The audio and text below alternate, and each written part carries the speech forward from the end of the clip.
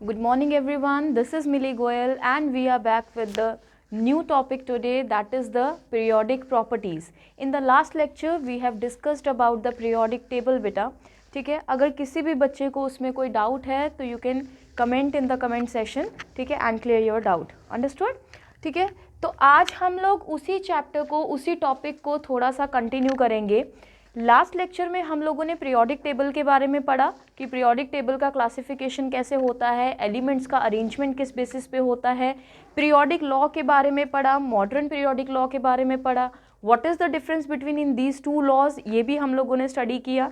ठीक है, उसके बाद जो मेंडलीव्स पीरियोडिक टेबल है उसकी क्या क्या लिमिटेशंस थी, क्या क्या इंपॉर्टेंस थी, वो भी पढ़ी. लेटेस्ट जो पीरियोडिक टेबल है that is the Moseley's periodic table, जिसको लॉन्ग फॉर्म पीरियोडिक टेबल भी कहते हैं. उसके भी जो मेरिट्स और डीमेरिट्स थे, डीमेरिट्स आई थिंक हमारे पेंडिंग है, मेरिट्स हम लोग कर चुके थे.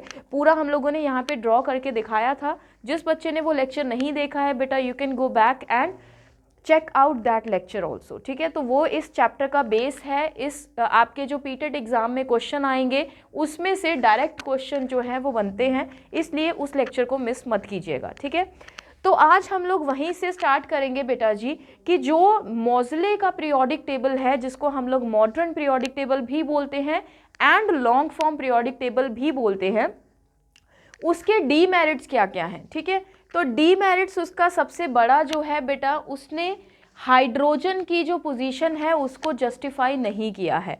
ठीक है, अगर हम लोग अपने पीरियोडिक टेबल में देखें तो जो हाइड्रोजन है वो कहाँ पे लिखा जाता है, hydrogen is written at the first number. ठीक है, hydrogen, lithium, sodium, potassium, rubidium and caesium and francium. ठीक है, तो ये हमारा जो है ग्रुप 1 बनता है, hydrogen, lithium, sodium, potassium, rubidium, caesium, francium.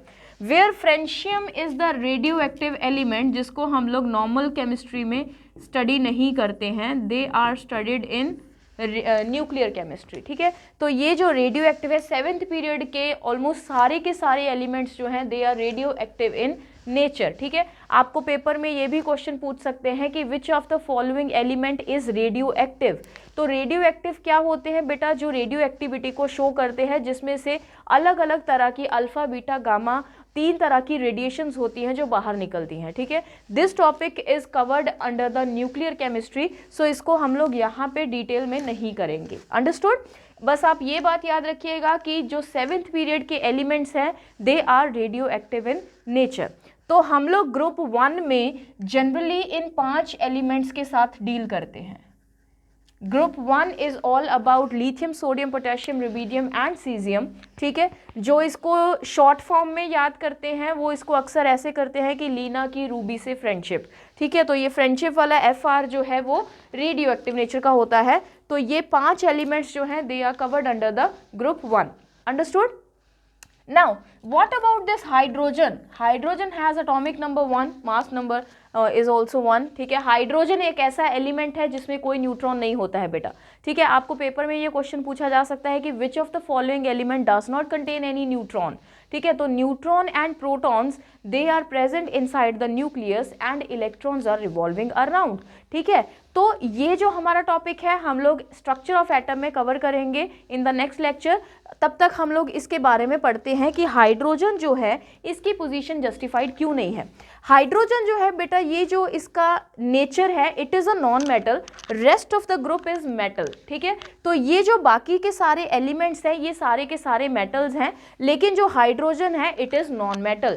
तो हम लोगों ने क्या बोला था कि जो मॉडर्न पीरियोडिक लॉ है, मॉडर्न पीरियोडिक टेबल है, that is on the basis of similar properties. ठीक है, वो सिमिलर प्रॉपर्टीज को फॉलो करता है कि एक एलिमेंट के नीचे जो भी दूसरा एलिमेंट आएगा they will show the similar physical and chemical behaviour. ठीक है, लेकिन हाइड्रोजन इज कंप्लीटली अपोजिट. तो हाइड्रोजन को इसके ऊपर क्यों रखा गया है, इस ग्रुप में क्यों रखा गया है, तो इसके इस ग्रुप के साथ रिजेंबलेंस क्या है बेटा, that is the electronic configuration. Electronic configuration. ठीक है, तो अगर हम लोग हाइड्रोजन की इलेक्ट्रॉनिक कॉन्फ़िगरेशन को लिखेंगे तो दैट विल बी 1, ठीक है। पहले शेल में हमें पता है कि 2 इलेक्ट्रॉन्स आ सकते हैं, दूसरे में 8 इलेक्ट्रॉन्स आ सकते हैं। हर कोई एटम अपना जो ऑक्टेट है वो पूरा करना चाहता है। और पहले शेल में अगर हम बात करेंगे तो that will be the completion of duplet. Duplet का मतलब 2 इलेक्ट्रॉन। तो हाइड्रोजन के पास एक ही इलेक्ट्रॉन है क्योंकि इसका एटॉमिक नंबर कितना है, 1 है, ठीक है बेटा। तो ये जो हाइड्रोजन है ये इसलिए इस ग्रुप में रखा गया है क्योंकि ये जो सारे बाकी के एलिमेंट है इनके वैलेंस शेल में एक एक इलेक्ट्रॉन ही प्रेजेंट है, like this and so on, ठीक है। तो सबकी जो इलेक्ट्रॉनिक कॉन्फ़िगरेशन है valence shell electronic configuration. Now what is the meaning of valence shell?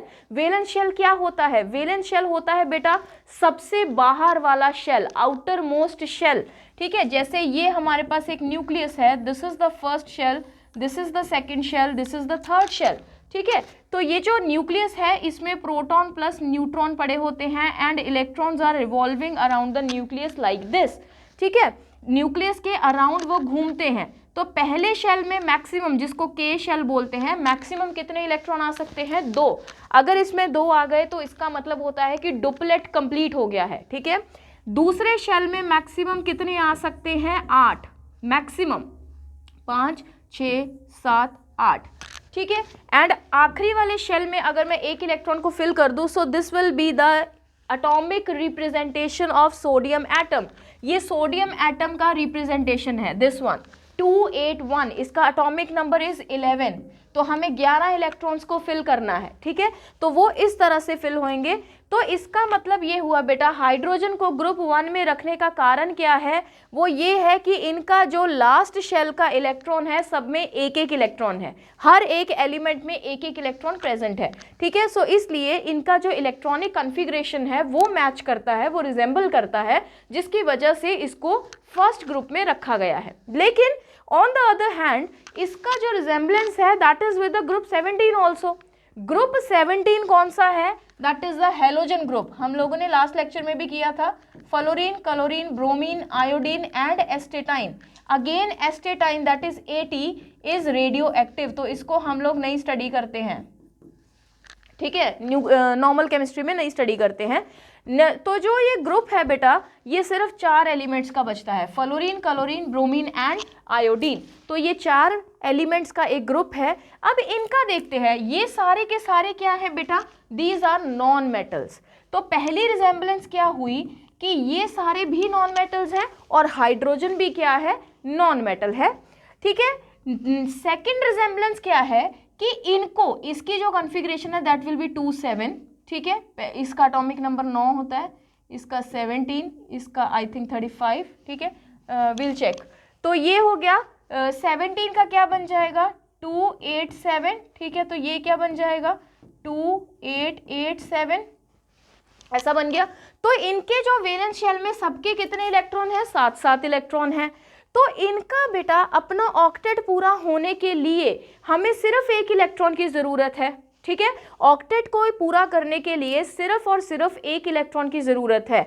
और हाइड्रोजन के केस में क्या है, इसको भी अपना डुप्लेट पूरा करने के लिए सिर्फ एक इलेक्ट्रॉन की ज़रूरत है, क्योंकि इसके पास एक इलेक्ट्रॉन तो है ही, डुप्लेट पूरा करने के लिए एक और चाहिए। तो इनको ऑक्टेट और इसको डुप्लेट पूरा करने के लिए सिर्फ एक ही इलेक्ट्रॉन की डेफिशिएंसी है, that is why it also resembles with the group 17 members.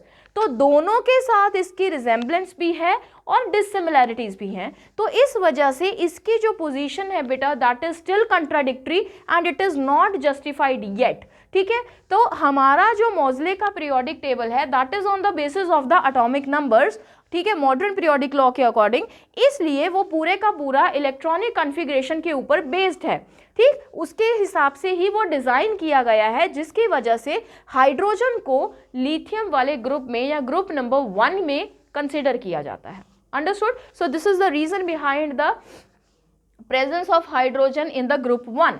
Clear है? तो ये क्वेश्चन आपको पेपर में पूछ सकते हैं, इसलिए मैंने यहाँ पे कराया। अदरवाइज हमारे कुछ टॉपिक अभी पेंडिंग है जो कि हम लोग नेक्स्ट लेक्चर में कवर करेंगे, उसके बाद आपको ये ज़्यादा क्लियर हो जाएगा। गॉट इट बेटा? So on moving towards the next topic that is periodic properties. Periodic properties, periodic properties में इसको करने से पहले हम लोग एक टॉपिक, कुछ टर्म्स को एक्सप्लेन करेंगे, कुछ इंपॉर्टेंट टर्म्स हैं बेटा, that is the atomic number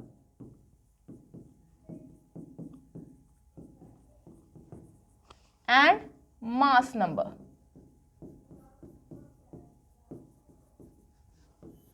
atomic number and mass number, ठीक है। एटॉमिक नंबर क्या चीज होती है? एक चीज सबको पता होनी चाहिए कि जो हमारे पास एटम होता है, atom, it is consisted of 3 subatomic particles which are called electrons. ये भी पेपर में आपको पूछ सकते हैं, electrons, protons and neutrons. Electrons, protons and neutrons, ठीक है। तो इलेक्ट्रॉन्स, प्रोटॉन्स एंड न्यूट्रॉन्स, इनको क्या बोलते हैं बेटा? दे आर कॉल्ड सब एटॉमिक पार्टिकल्स। एक एटम के पार्ट्स हैं जिसको मिलके एटम बनता है, ठीक है। तो एटम को भी आगे डिवाइड कर सकते हैं। जो पहले बताया गया था कि एटम से छोटा पार्टिकल एग्जिस्ट नहीं करता है, वो गलत प्रूव हो गया था, ठीक है। तो ये हमें पता है कि एटम में 3 तरह के पार्टिकल्स होते हैं, electrons, protons and neutrons. Clear है? ठीक है। तो ये जो इलेक्ट्रॉन्स हैं वो एटम में 2 पोर्शंस होते हैं, एक न्यूक्लियस, एक एक्स्ट्रा न्यूक्लियर पार्ट, ठीक है।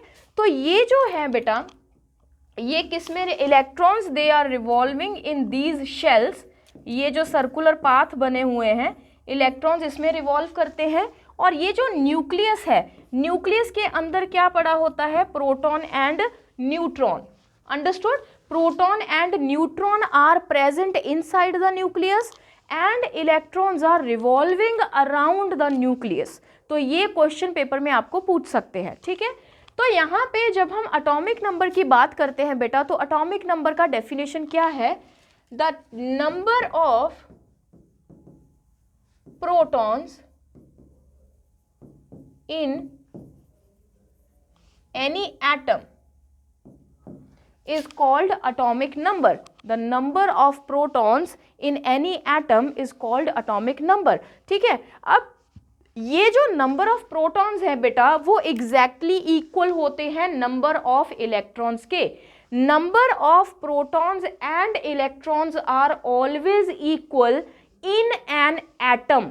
जब हम लोग एटम की बात करेंगे तो चाहे तो नंबर ऑफ प्रोटॉन्स ले लो, चाहे नंबर ऑफ इलेक्ट्रॉन्स ले लो, it doesn't make any difference to atomic number, both are same values, ठीक है। बट एक कंडीशन क्या अप्लाई होती है कि we must consider an atom. आपके पास एक एटम दिया होना चाहिए, ठीक है। एटम और आयन में एक फर्क होता है बेटा, ठीक है, वो मैं आपको कराऊंगी। तो एटॉमिक नंबर क्या होता है? नंबर ऑफ प्रोटॉन्स और number of electrons in an atom is called atomic number and it is represented as capital Z. ठीक है, it is represented as capital Z. तो ये क्या हो गया? number of protons. Z is always is equals to number of protons. Understood? Next आ गया बेटा जी mass number. mass number क्या होता है? total number of protons and neutrons are called mass number, जिसको हम लोग A से रिप्रेजेंट करते हैं, कैपिटल A से। तो atomic number is represented as capital Z and mass number is represented as capital A। तो इसको कंफ्यूज मत कर देना कि ये A से स्टार्ट होता है तो इसका डिनोशन जो है वो A से होगा, नहीं, ऐसा नहीं है। Atomic number is denoted as capital Z and mass number is denoted as capital A। तो टोटल जो A किसके बराबर हो जाएगा? प्रोटॉन्स प्लस न्यूट्रॉन्स के। वेरी वेरी इंपॉर्टेंट फैक्ट, ठीक है। अब अगर आपको पेपर में क्वेश्चन आ जाए बेटा कि how will you find out the neutrons, या किसी भी एक, मान लीजिए आपको सोडियम का टॉपिक दे दिया, सोडियम का एग्जाम्पल दे दिया, आपको पूछेंगे कि सोडियम में न्यूट्रॉन्स कितने होते हैं, how many neutrons are present in case of sodium. तो सोडियम का जो एटॉमिक नंबर है बेटा जी, दैट इज 11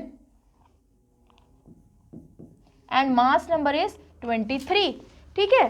अब मास नंबर कितना है? 23, एटॉमिक नंबर कितना है? 11। दैट मीन्स कि अब हम न्यूट्रॉन्स को कैसे फाइंड आउट करेंगे? यहाँ से हम लोग एक फॉर्मूला जनरेट करेंगे, A is equals to P plus N है, sorry, A is equals to P plus N, ठीक है। तो ये P किसके बराबर है, हमेशा Z के बराबर है, प्लस N, तो number of neutrons will be is equals to A minus Z. This is the formula to calculate the number of neutrons in any atom. Got it, ठीक है। तो किसी भी एटम में न्यूट्रॉन्स निकालने के लिए आप लोग मास नंबर में से एटॉमिक नंबर को क्या कर दोगे, माइनस कर दोगे, ठीक है। तो ये ज़रूरी नहीं होता है पेपर में कि आपको एटॉमिक नंबर लिख के दिया हो, they can also mention the number of protons, ठीक है। तो नंबर ऑफ प्रोटॉन्स हो या फिर नंबर ऑफ इलेक्ट्रॉन्स हो एटम के, या फिर सीधा एटॉमिक नंबर हो, they all have same value, वो उसका मतलब सेम ही होगा, ठीक है। तो इसका मतलब अगर हम सोडियम में न्यूट्रॉन्स निकालेंगे बेटा, तो सोडियम में न्यूट्रॉन्स कितने आ गए, 23 माइनस 11, दैट विल बी 12, तो 12 विल बी आंसर, ठीक है। सो this is the very very important formula from exam point of view, बहुत इंपॉर्टेंट फॉर्मूला है, तो इसको ध्यान से कीजिएगा, ठीक है। तो ये हो गया हमारे पास atomic number and mass number. आपको क्या करना है बेटा, दिस इज योर होमवर्क, कि आपको एटलीस्ट फर्स्ट 20 एलिमेंट्स के atomic number and mass number जो है वो याद होने चाहिए, atomic number and mass number of first 20 elements, ठीक है। हम लोग यहाँ पे फर्स्ट 20 एलिमेंट्स के जो एटॉमिक नंबर है और मास नंबर है वो अभी लिखेंगे, ठीक है। तो एटॉमिक नंबर यहाँ पे elements, atomic number and mass number. तो सबसे पहला जो एलिमेंट है that is hydrogen, atomic number is 1, mass number भी कितना है, 1, ठीक है। क्यों है, क्योंकि इसमें न्यूट्रॉन है ही नहीं, क्लियर, ठीक है। तो अगर आपको पूछे कि ऐसा कौन सा एलिमेंट है जिसमें एक भी न्यूट्रॉन नहीं होता है, तो दैट इज हाइड्रोजन। पूरे पीरियोडिक टेबल में एक ही एटम ऐसा है, ठीक है, हाइड्रोजन। हीलियम, उसका एटॉमिक नंबर 2, मास नंबर कितना है, 4, ठीक है। आगे आ गया लिथियम, लिथियम आगे आ जाएगा beryllium, boron, carbon, nitrogen, oxygen, fluorine,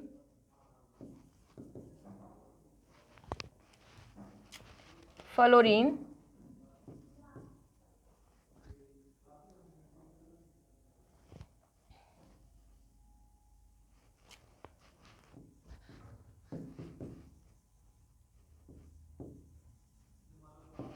next आ गया नियॉन। तो दीज आर फर्स्ट 10 एलिमेंट्स, ठीक है, 3, 4, 5, 6, 7, 8, 9, 10।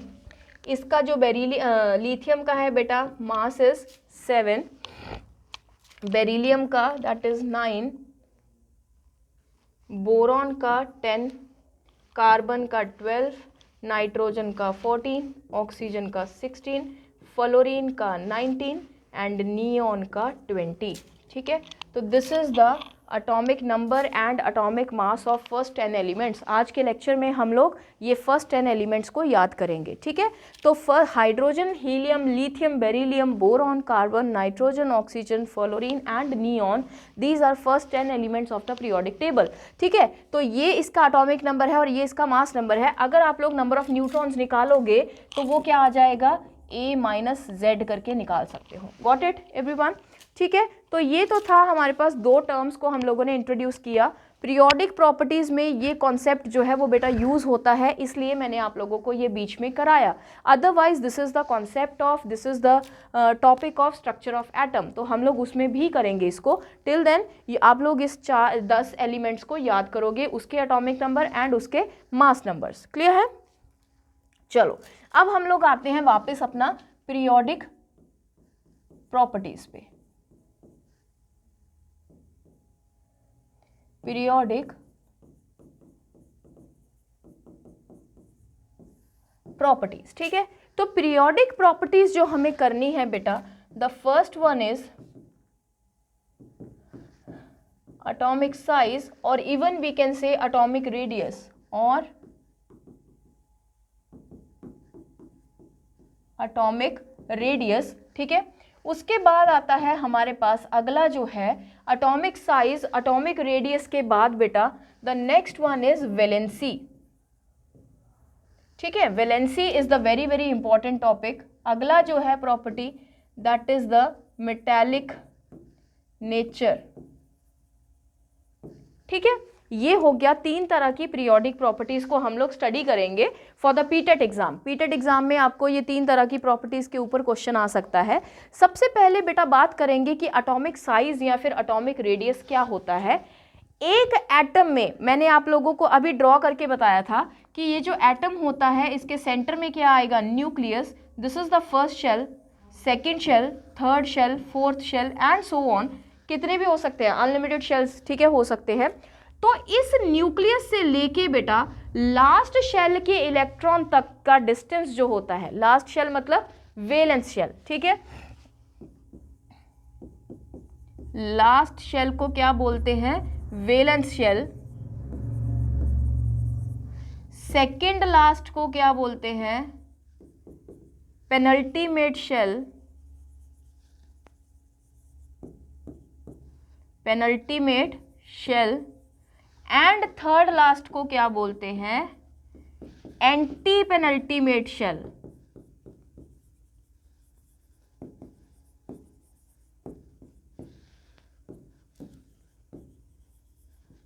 एंटी पेनल्टीमेट शेल, अंडरस्टूड, ठीक है। तो ये हमारे पास तीन एक इंपॉर्टेंट पॉइंट्स हैं। लास्ट शेल को इसको क्या बोलते हैं, this is the valence shell, this is the penultimate shell, PS, this is VS and this is AS। इस केस में, ठीक है, अलग अलग एटम्स में अलग अलग तरह का हम लोग वेरिएशन देखेंगे। इस केस में जो है वो लास्ट शेल जो है उसको वेलेंस शेल बोलेंगे, एक अगला जो है सेकंड लास्ट उसको क्या बोलेंगे, पेनल्टीमेट, उससे अगले को क्या बोलेंगे, एंटी पेनल्टीमेट। तो एटॉमिक साइज की हम लोग बात कर रहे थे बेटा। एटॉमिक साइज क्या चीज होती है, न्यूक्लियस से लेके वेलेंस शेल के इलेक्ट्रॉन तक के डिस्टेंस को हम लोग क्या बोलते हैं, एटॉमिक साइज बोलते हैं या फिर एटॉमिक रेडियस बोलते हैं, ठीक है। तो एटॉमिक रेडियस क्या चीज होती है, it is the distance between the nucleus and outermost shell electron of an atom, ठीक है। तो ये हमारे पास एटॉमिक रेडियस होता है AR, अंडरस्टूड। अब ये जो एटॉमिक रेडियस है बेटा ये तीन तरह का होता है, ठीक है। हमें सिर्फ नाम पता होने चाहिए, इसकी डेफिनेशन जो है वो आपके सिलेबस का पार्ट नहीं है, तो हम लोग नाम के बेस पे करेंगे। एटॉमिक रेडियस जो है सबसे पहला होता है कोवेलेंट रेडियस, दूसरा होता है बेटा जी van der Waals radius and तीसरा होता है मेटालिक रेडियस। तो एटॉमिक रेडियस तीन तरह का होता है, covalent radius, van der Waals radius and metallic radius. इसमें से आपको जो पेपर में क्वेश्चन आ सकता है that is the increasing order of radius. तो सबसे बड़ा जो रेडियस है बेटा वो वॉन डेर वाल होता है, उसके बाद जो है मेटालिक रेडियस आता है और सबसे छोटा जो है that is covalent radius. This is the very very important point, ठीक है। तो वॉन डेर वाल रेडियस सबसे बड़ा होता है, उसके बाद आता है मेटालिक रेडियस, उसके बाद आता है कोवेलेंट रेडियस, ठीक है। तो एटॉमिक रेडियस जो है वो तीन तरह के होते हैं, covalent, van der Waals and metallic. और एटॉमिक रेडियस का डेफिनेशन भी हम लोग कर चुके हैं, ठीक है। नेक्स्ट आता है बेटा हमारे पास अगला जो है that is the valency. Valency क्या चीज होती है, बहुत बच्चों को ये कंफ्यूजन होती है कि वैलेंस शेल में जितने इलेक्ट्रॉन्स पड़े हैं उनको क्या बोलते हैं, वैलेंसी बोलते हैं, ठीक है। The number of valence electrons is known as valency, जो कि बिल्कुल गलत है, ऐसा नहीं होता है। वैलेंसी का कॉन्सेप्ट क्या होता है बेटा, valency is nothing but the combining capacity of any atom. Valency क्या है, इट इज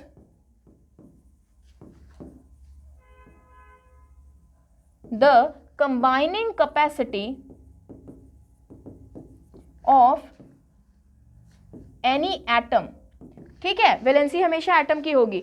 तो एटम की कितनी कंबाइनिंग कैपेसिटी है। कंबाइनिंग कैपेसिटी का मतलब क्या होता है कि किसी दूसरे एटम के साथ जुड़ने की उसकी टेंडेंसी क्या है, उसकी कैपेसिटी क्या है, उसको हम लोग क्या बोलते हैं, वैलेंसी बोलते हैं। ठीक है, तो हमें एक चीज पता है कि हर एक एटम अपना ऑक्टेट जो है वो पूरा करना चाहता है। ऑक्टेट का मतलब होता है लास्ट शेल में 8 इलेक्ट्रॉन्स। ठीक है, ऑक्टेट वर्ड का मतलब क्या होता है, 8 electrons in the valence shell. Clear. अब वो इलेक्ट्रॉन जो है वो या तो लूज करके बने या फिर गेन करके बने, तो इलेक्ट्रॉन्स का जो एक्सचेंज होता है उस चीज को हम लोग क्या बोलते हैं, वैलेंसी बोलते हैं। जैसे मान लीजिए बेटा हम लोग सोडियम या ऑक्सीजन की लेके चलते हैं। ऑक्सीजन का एटॉमिक नंबर जो है वो 8 है, तो इसका कॉन्फ़िगरेशन क्या बन जाएगा, 2 6 बन जाएगा। पहले शेल में मैक्सिमम 2 इलेक्ट्रॉन आ सकते हैं, नेक्स्ट शेल में 8, उससे नेक्स्ट में 8, उससे नेक्स्ट में 18। ठीक है, so these are also called the magic numbers. तो इसका जो कॉन्फ़िगरेशन है दैट इज 2 6 बन गया। अब इसको ऑक्टेट पूरा करने के लिए कितने इलेक्ट्रॉन्स चाहिए, 2 इलेक्ट्रॉन्स, या फिर ये अपना 6 इलेक्ट्रॉन लूज करके क्या कंप्लीट कर ले, डुप्लेट कंप्लीट कर ले। तो इसके पास बेटा 2 ऑप्शंस हैं। ठीक है, ईदर गेन 2 इलेक्ट्रॉन्स और lose 6 electrons. What is more favourable, दोनों में से फेवरेबल कौन है, 2 इलेक्ट्रॉन्स को गेन करना या फिर 6 इलेक्ट्रॉन्स को लूज करना। तो चाहे इलेक्ट्रॉन्स गेन करने हो या लूज करने हो, हमें एनर्जी का वेरिएशन देखना पड़ता है, एनर्जी हमें उतनी प्रोवाइड करनी पड़ती है। तो इसका मतलब ये है कि अगर कम नंबर ऑफ इलेक्ट्रॉन्स के साथ हमारा काम चल रहा है और अच्छा चल रहा है तो we will go for that option always. ठीक है, तो ये 2 इलेक्ट्रॉन्स को गेन करना प्रेफर करेगा। इसका मतलब ये हुआ, ये जब भी किसी दूसरे एटम के साथ कंबाइन करेगा it will gain 2 electrons from that atom. Understood, that means इसकी वैलेंसी कितनी हो गई, 2 नॉट 6। ऑक्सीजन की वैलेंसी कितनी हो गई, 2 हो गई। ठीक है, सिमिलरली नाइट्रो, अब इसके वैलेंस शेल में तो 6 इलेक्ट्रॉन्स हैं, तो इसकी वैलेंसी 6 थोड़ी ना हुई, इसकी वैलेंसी कितनी है, 2 है। नाइट्रोजन का केस लेके चलते हैं, एटॉमिक नंबर विल बी 7। ठीक है, इसका कॉन्फ़िगरेशन क्या बन गया बेटा, 2 5। ठीक है, either it will lose 5 electron, ठीक है, या फिर गेन कर ले 3 इलेक्ट्रॉन्स। ठीक है, क्या इजी रहेगा इसके लिए, इलेक्ट्रॉन्स को गेन करना, क्योंकि वो लेसर इन अमाउंट है। ठीक है, 3 इलेक्ट्रॉन्स को गेन करना आसान है, तो नाइट्रोजन की वैलेंसी कितनी हो गई बेटा जी, 3। Understood, there is the difference between valency and oxidation state. Oxidation state भी हम लोग अपने नेक्स्ट लेक्चर्स में करेंगे, तो यहाँ पे हम लोग सिर्फ वैलेंसी के बारे में पढ़ रहे हैं। वैलेंसी क्या चीज होती है, it is nothing but the combining capacity of any atom. किसी भी एटम की कंबाइनिंग कैपेसिटी, मतलब क्या हुआ कि वो किसी दूसरे एटम के साथ जब भी कोई बॉन्ड बनाता है तो कितने इलेक्ट्रॉन्स का एक्सचेंज करता है या कितने इलेक्ट्रॉन लूज या गेन करता है, that is called the valency of that atom. Understood, ठीक है, तो ऑक्सीजन का एग्जाम्पल लिया, हाइड्रोजन का एग्जाम्पल लेते हैं। चलो हाइड्रोजन का एग्जाम्पल ले लो। अब इसके पास इलेक्ट्रॉन ही एक है, अगर ये लूज कर देगा तो भी चलेगा, अगर ये गेन कर लेगा तो भी इसका डुप्लेट कंप्लीट है, तो इसकी वैलेंसी क्या रहेगी, 1। अंडरस्टूड, ठीक है, इसको अपना डुप्लेट पूरा करने के लिए भी 1 इलेक्ट्रॉन गेन करना पड़ेगा, और अगर इसमें से 1 इलेक्ट्रॉन लूज कर दे, ठीक है, तो भी नंबर ऑफ इलेक्ट्रॉन्स 1 ही रहेंगे, तो इसकी वैलेंसी क्या हो गई बेटा, 1 हो गई। Another example we'll take, that is of sodium. Sodium का एटॉमिक नंबर कितना है, 11, and it's configuration will be 2, maximum कितना आ गया 8, एंड बचा कितना 1, 281, 11 इलेक्ट्रॉन पूरे हो गए। ठीक है, तो 281, now it also contains 2 option, either lose 1 electron और अपना ऑक्टेट पूरा करने के लिए गेन कर ले कितने, 7 electron, which is more favourable. ठीक है, ऑब्वियसली 1 इलेक्ट्रॉन को लूज करना इज मच ईजियर, ठीक है, as compare to gaining 7 electrons. तो इसका वैलेंसी कितना हो गया बेटा, 1। सोडियम की वैलेंसी कितनी है, 1 है। ठीक है, तो ये इस तरह से हम लोग वैलेंसी को जस्टिफाई करते हैं, वैलेंसी को एक्सप्लेन करते हैं और इसको समझते हैं, और ये क्वेश्चन आपको पेपर में डायरेक्टली मिलेगा कि what will be the valency of sodium, magnesium, aluminium and whatever be the element is. ठीक है, and you have to calculate exactly by this method. आपको एग्जैक्टली इसीलिए मैंने बोला कि you have to learn at least first 20 elements of the periodic table. You must know their atomic numbers. उनके atomic number आपको आने चाहिए, otherwise you will not be able to attempt a single question in the exam. अगर आप लोग atomic number को याद नहीं करोगे बेटा, एक भी क्वेश्चन इनऑर्गेनिक का अटेम्प्ट नहीं हो पाएगा, माइंड इट, ठीक है।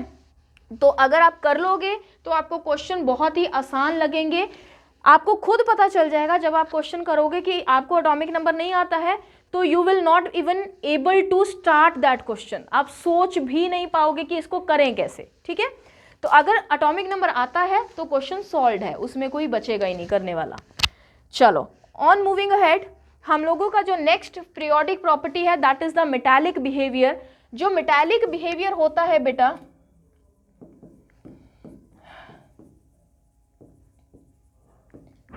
मेटालिक बिहेवियर को हम बोलते हैं इलेक्ट्रोपॉजिटिव करैक्टर, ठीक है। इलेक्ट्रॉन्स को कितना इजीली कोई लूज कर सकता है। मेटल्स की टेंडेंसी होती है इलेक्ट्रॉन्स को लूज करने की, नॉन मेटल्स की टेंडेंसी होती है इलेक्ट्रॉन्स को गेन करने की, ठीक है।